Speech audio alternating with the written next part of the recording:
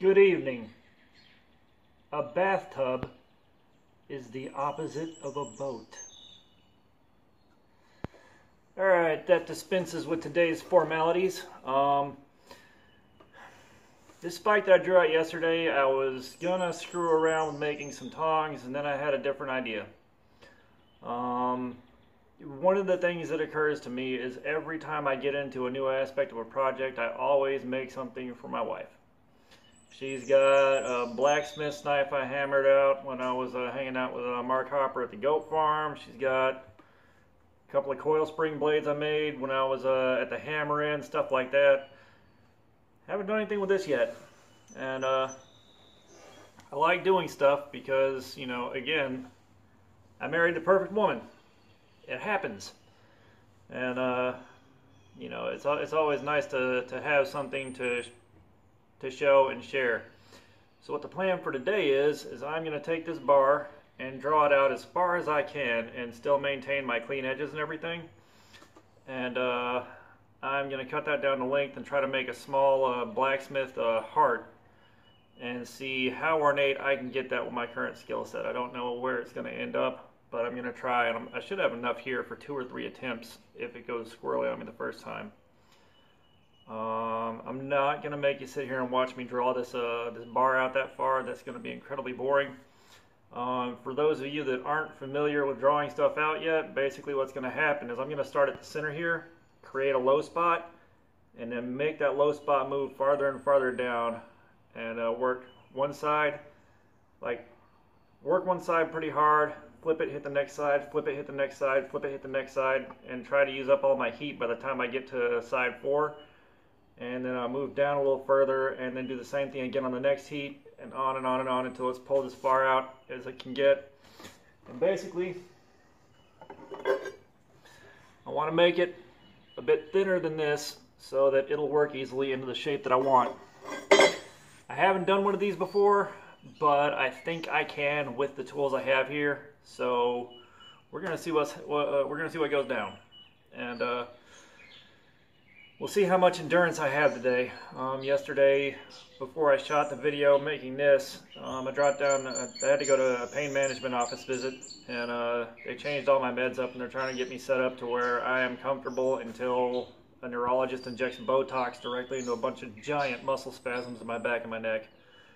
So yesterday was a weird day, and adjusting to new medications is always a rough process. So we'll see how far I can go today with this, and if I don't have enough done to warrant uploading, we'll see this video in a couple days. Back in a while. Alright, so I've got half of this thing drawn out as far as I can really take it legitimately with the forge. I'm going to pull this last heat drawing it out and then swap out a tong, show you something interesting there, and then I'll start working on the other side. So watch this.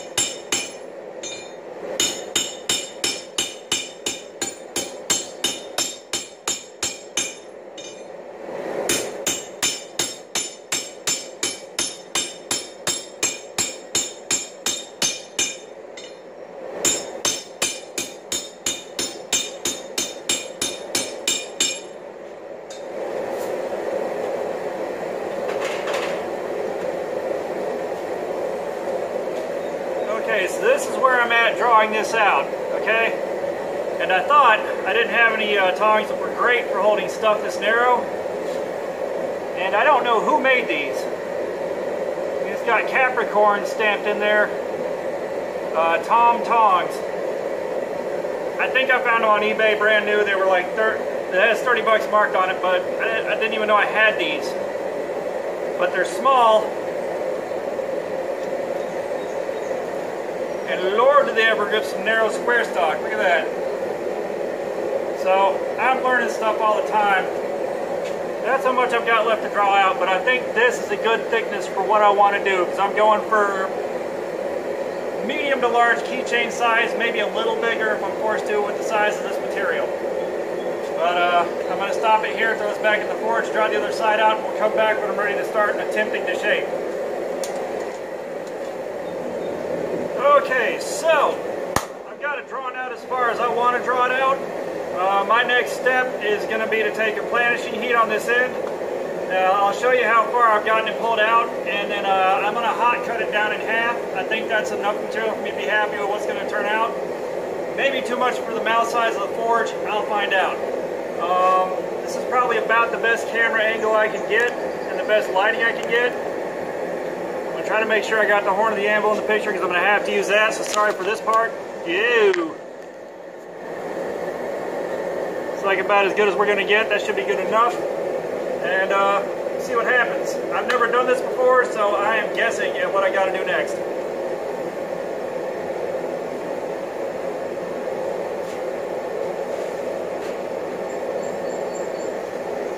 Got my trusty planishing hammer.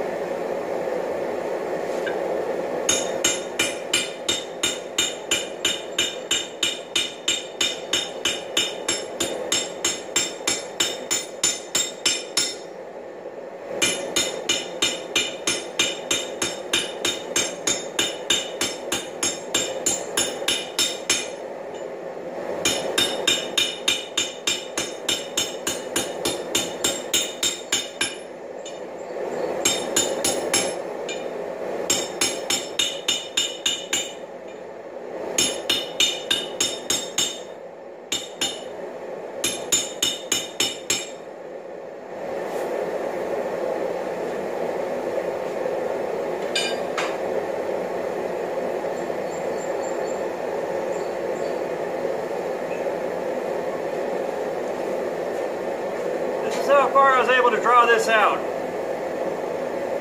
It gives you that gives you a better idea how far this drew out. I'm going to hot cut this probably right about here, give or take, and start working on shaping this. I'm going to leave the camera running. This is the part where the video will go long, but that's okay. This shouldn't be too lengthy of a process, I hope. These little tongs right here are so much better than I thought they were going to be when I bought them. I do remember buying them, kinda. A lot's happened since then. But I thought they might be useful for something. We'll throw them in the bucket. 30 bucks, not too bad. Lifesaver.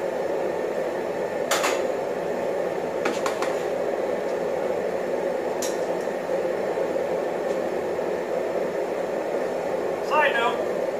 While I was cleaning up my e-liquid manufacturing facility, I found one of my uncle's old ball peen hammers, which is great news. I knew I had some, I just couldn't find them. There are more hiding in that other room there. When I've got space in here made, I'll be pulling all of my toolboxes out, sorting everything, consolidating it, getting it right, so that once it's set up, it can hopefully stay that way. You know, I mean, this is kind of important because, you know, when I was a kid, my uncle was definitely the man I wanted to be growing up, and we were really, really, really close. You know, we also had enough of the same personal issues in our lives. Basically, I unintentionally emulated the stuff he did that looked like the right thing to do at the time, but we both had the same consequences show up later on. I mean, we got really close, and then we lost him suddenly in 07, and, you know, I've been slowly getting right with it ever since, but again, this is his anvil. You know, he was going to give this to me after I finished off a total of 12 blades for him with a single brick forge and just a little slab of steel. And he passed away before I could finish that off. So rescuing this thing was a huge deal. And there are tools scattered all around my shop that used to be his. and that's how it's going to stay. I wish I would have gotten more of them after he passed away, but you know, when someone passes away, I don't really feel good about going through their stuff and going, can I have this? Can I have this? Can I have this? Can I have this? It feels all kinds of wrong, so I really held back on that, and in retrospect I probably shouldn't have, because a lot of his stuff is probably still in a shed that will never be seen again in Augusta. My grandmother's passed away. It was all on her property. I no longer have access to the house or access to the tool shed to pull out more of his stuff, otherwise I could have gotten it, you know, free and clear. That's okay. I know that he is looking down, very happy about the fact that this got pulled out from the elements, it got resurfaced, and it's in use again. And I know he'd be happy as hell that I'm doing stuff with it. You know, if I sent him a pair of Tarns I made, I guarantee you he would have gone to work and showed everybody there. I mean, everybody. So, yeah, I mean, this whole thing's a real big deal. And like I said, one day I'll be making a miniature anvil and a miniature hammer out of Damascus and taking those to, crap, what's the name of the place? State Park in California. It's a big deal. For some reason the name eludes me right now, but that's where he's scattered. Pretty much his favorite place in the world, so I'll be hiding those out there for him somewhere when I get a chance to go out. So either way, we're ready for a cutting heat. We'll take the 2-pounder.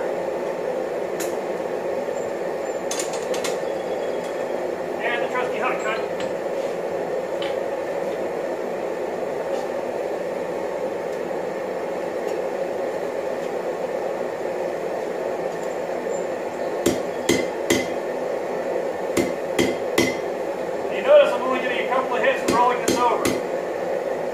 Smiths, this is common practice. For your newer Smiths, you really want to clean cut, dead center your piece, if at all possible, or close to it. That prevents you from blasting through and smacking the top of your hot cutter and ruining it, or tearing your hammer face up.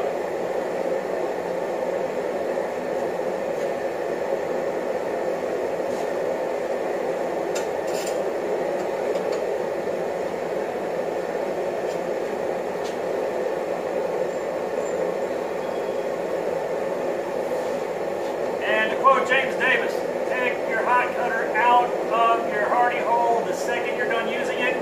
If you miss a hammer swing, this will cut 1 or 2 or 3 fingers off.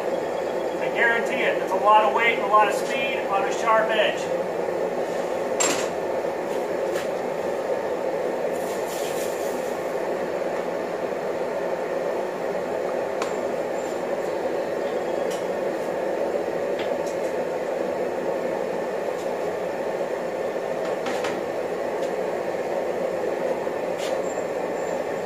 Alright, that's what I've got for a pyramid.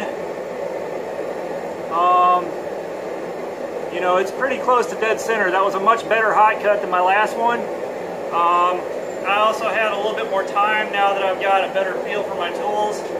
You know, the same 30 seconds on this today felt a lot slower moving than the 30 seconds the last time I did this. That's just a little bit of practice and remembering what I learned a few years ago. This will become another project later.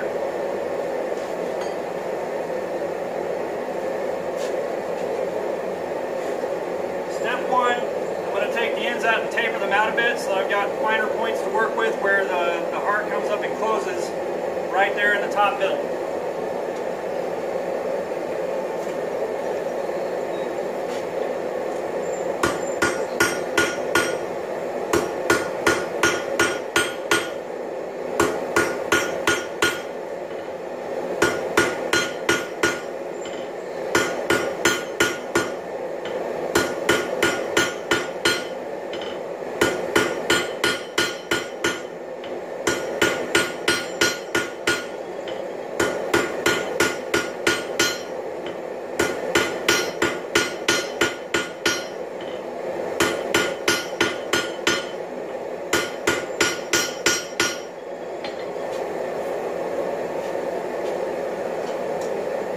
One more heat with that and I'll show you where that taper is. Learning how to draw those tapers out of both round and square stock for the new Smith. Anyone beginning to do this, learning how to hammer those tapers down to get all four sides almost perfectly equal, get them nice and clean and flat faced. That will teach you so much about hammer control and save you so many headaches on projects down the road. It's an invaluable skill. That's why, like the one true master blacksmith I had a chance to work with, first thing he teaches everyone, take square stock, make little pyramids, cut them off, do that 100 times, and then we'll talk about learning something serious. I think I got about 30 or 40 up before life got crazy and I had to stop, but just a little bit of experience is paying off now because it's making me, it's giving me a good foundation to start learning from, basically.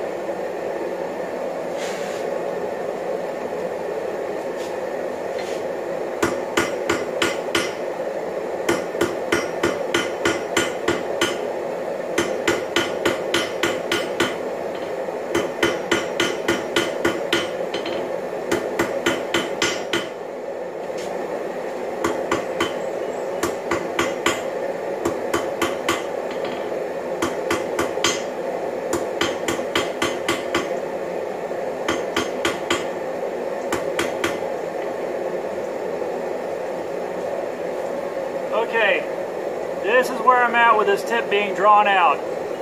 It's not as ideal as I'd like it to be, but it's more than good enough for what I'm doing here. One advantage of the rounded edges on my anvil, due to abuse from at least 2 owners ago, I have a nice surface to basically rest this right on the top of that rolled over spot and just skate the hammer across it and pull these points out extra fine without worrying about damaging an edge. It's already set up for doing this nicely.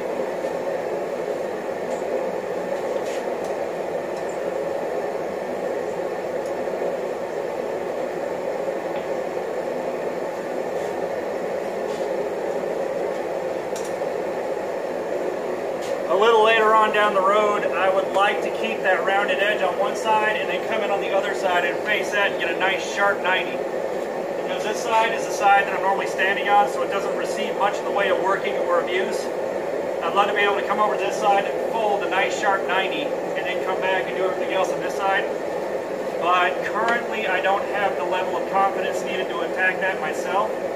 I don't have the money to pay someone else to do it, like a machine shop.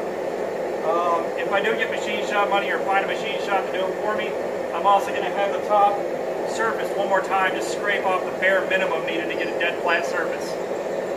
The surface I made with 80 grit woodworking sandpaper on a belt sander, literally every belt in the shop and a file, has gotten me to a point where I can make some nice clean pieces that are straight enough to work as long as I have this thing sitting reasonably level. My next immediate project though this weekend is going to be buying some 6x6 and doing the same thing Christian Gerber did.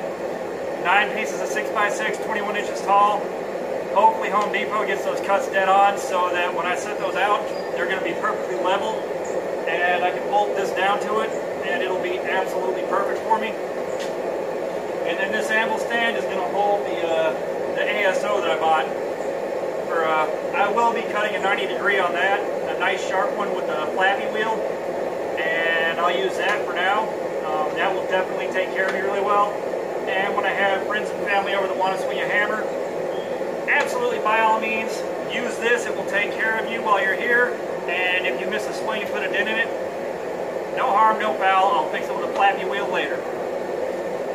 And one thing I wanted in my shop is the ability to have guests in and I don't have to worry about damaging my uncle's anvil that I put a good 14 hours into resurfacing. Drawing out the second taper now.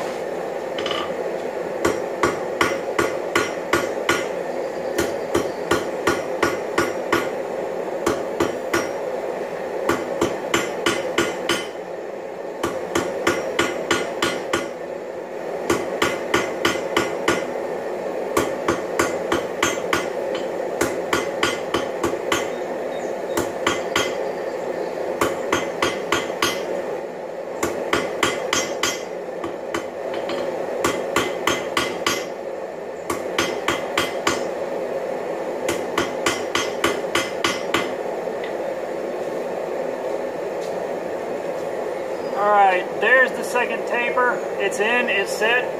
The next thing, I'm going to try to fold this in the middle at approximately 90 degrees and get that cleaned up some, and then move on to rounding the tops out on this part of the horn of the anvil. I think from here on out this should be a really fast project, and hopefully we keep this video around 20-ish minutes. It'll probably be a little bit over.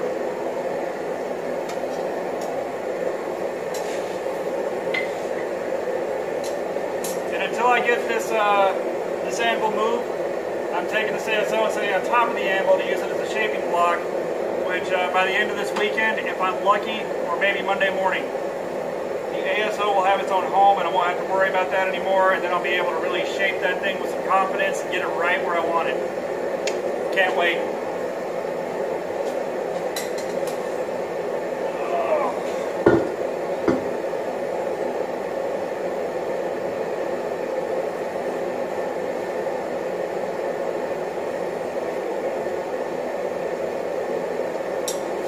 Yeah, there's not a sharp 90 to be had on that, but it's a sharper corner than any of these.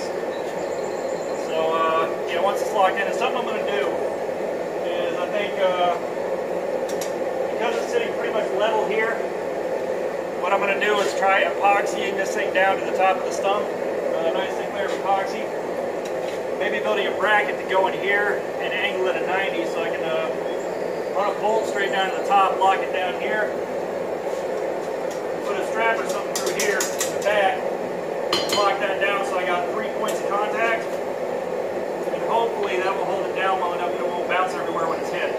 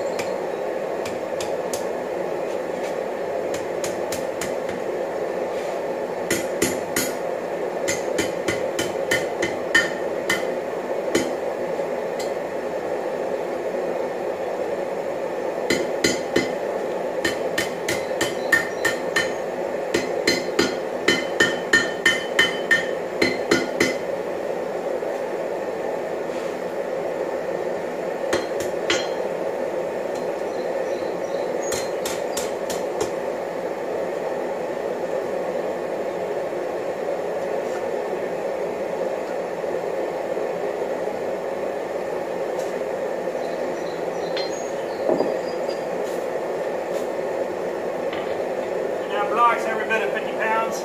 I did not get that corner exactly in the center, but that's okay. Having one side a little higher than the other will definitely make it look a bit more hand-formed. And I learned a valuable lesson about measuring twice, hammering once. You know how it goes.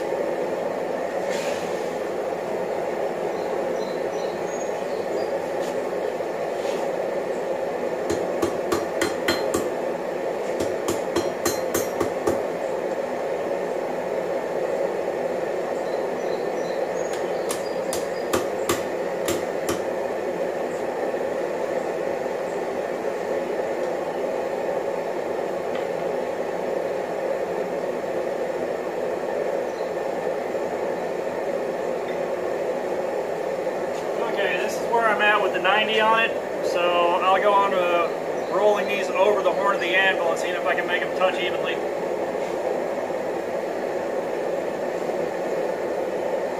I'm also having to learn how to fit stuff like that in the forge. The more I learn about this, the better it's going to serve me until I buy my 2-burner. But I'll be honest, that little Atlas mini forge, oh god, is that thing good. It's getting stupid hot. It's being really efficient with the small burner. And it's putting heat all the way to the very back of the forge with one single burner. So I'm getting heat on an area about that long. You know, the only thing holding me back really is the mouth size of the forge. Everything else is perfect. As long as I figure out how to use that the mouth of the forge to my advantage, I'm in great shape for a while. You know, can't argue with the results.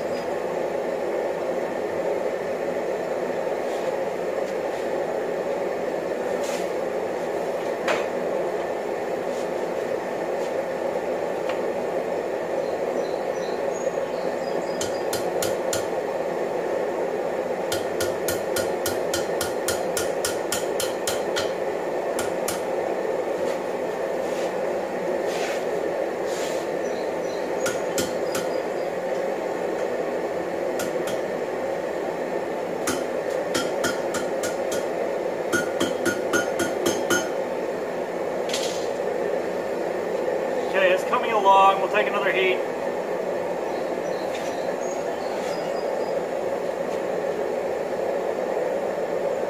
We'll try. This now no longer fits in the mouth of the forge, which is one of the limitations I was concerned with.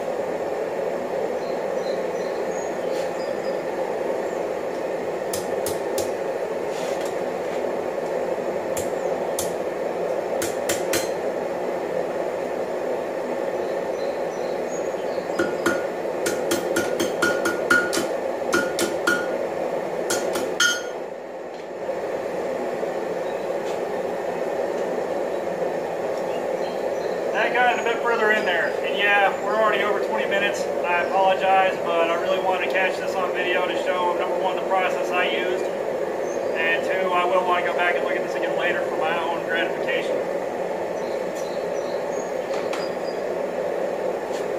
Two,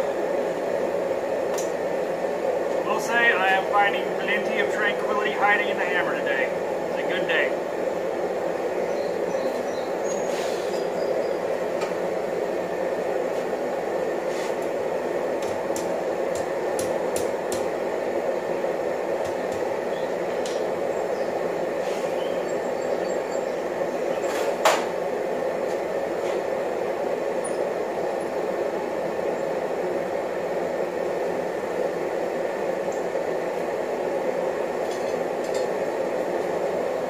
Alright, so I got this right here.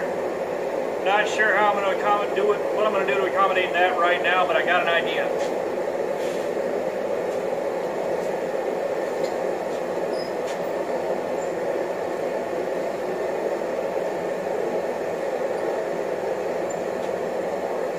And I also got to use the new tongs I made myself for that too. Turns out they're good at bending square stock. Sweet!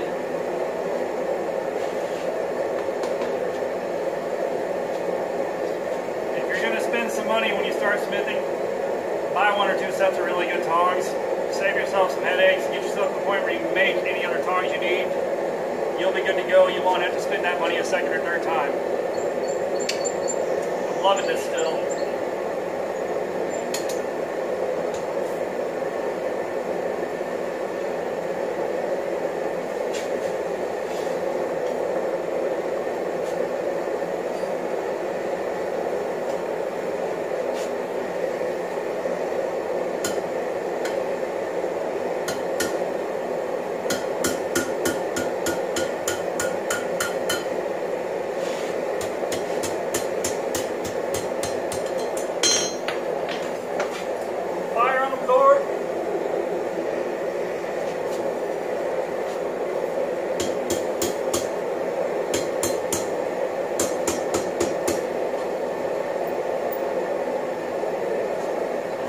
Here we are now. It's starting to look a hair mangled, but hopefully it will look a little bit better when I'm done.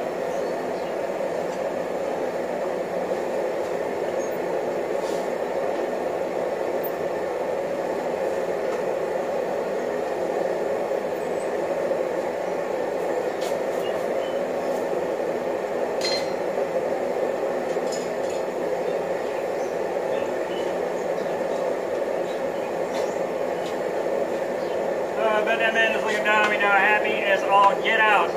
His old hammers are getting used on his old anvil. There was one person I'd like to call and shoot the bull with about this. It'd be him.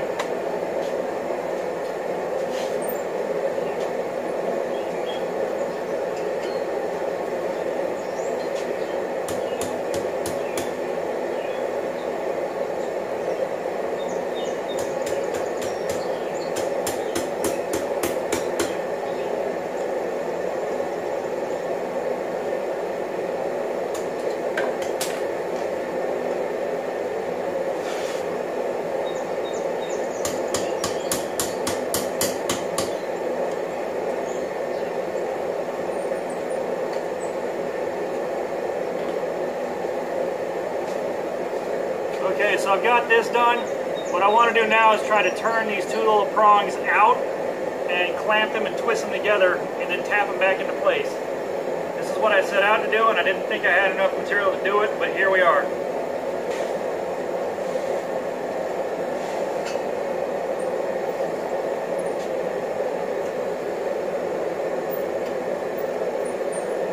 now it fits in the forge again so we can get a proper heat on it. I'm happy.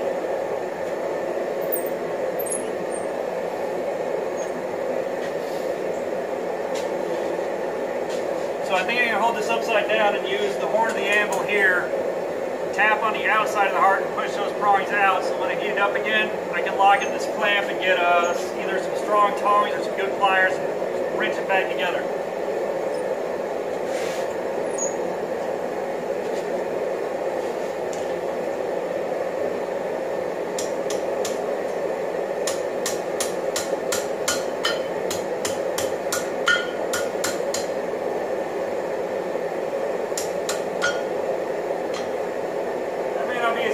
But we're getting there.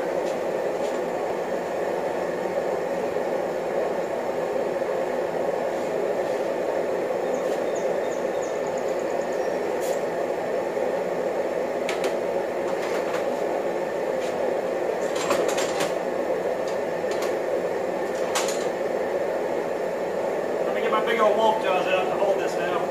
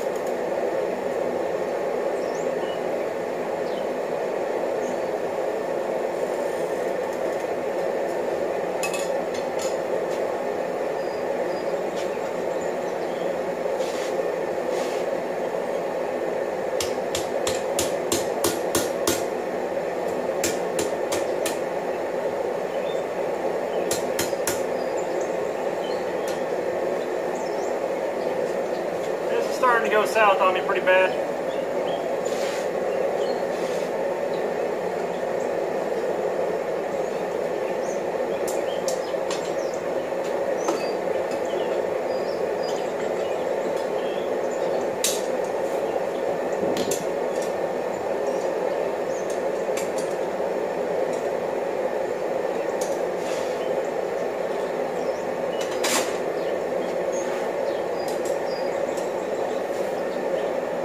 Pliers and some grunt. I'm gonna pause this and come back.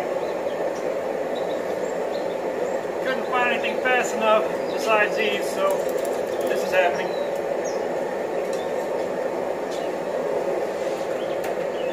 I'm gonna put this in a vise and try to twist these tips together so I can reshape everything else.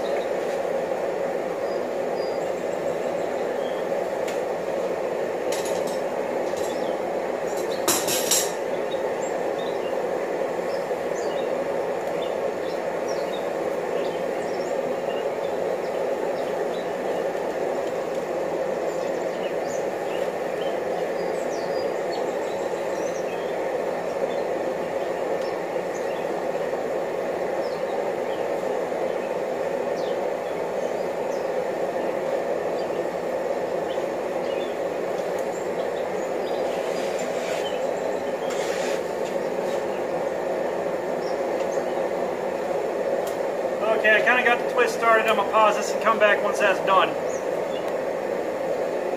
Alright, I think the twist is about as good as I can get it, so let's see if I can salvage the project from the mess I just made. Joy! Next time I'm going to put those tapers in and make them much finer and much smaller so they twist easier and get a better idea beforehand of where I'm going to put these bends.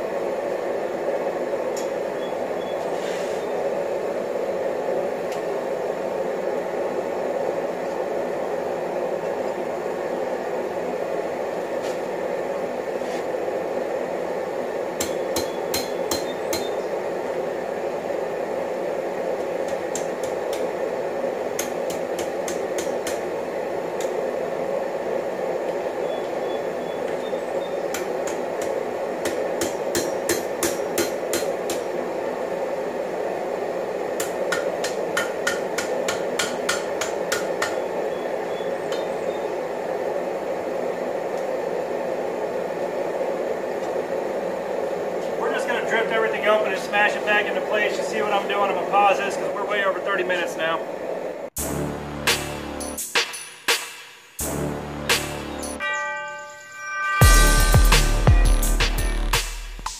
There you have it. It is not everything I hoped it could be, but it's also better than it could have turned out under other circumstances. You know, it's basically a rough heart shape. I'll take it. The twist didn't go quite as well as I'd hoped, but I know what I did wrong. I didn't draw out the material far enough to make it a thinner, easier to work shape, or an easier to work diameter. And I didn't, you know, pull these tips out and draw them out far enough to make this a clean transition that twisted well. So I have learned a lot from this. You know, I know my wife's really going to appreciate it. You know, at least I made the attempt. You know, it's just one of those things. The next one will come out better, but she gets the prototype, she gets the first try, win, lose, or draw, because that's who she is to me. You know, God looked at me and went, dude, you're a train wreck. I'm going to give you somebody that's going to help you out a lot. All you got to do in return is maintain some integrity and be a decent human being about it. It's not asking too much. You know, I know I hit the lottery in that department. So that's what I've got today. Hopefully I can upload this video. And until next time, praise the forge, pass the borax. Y'all have a good one.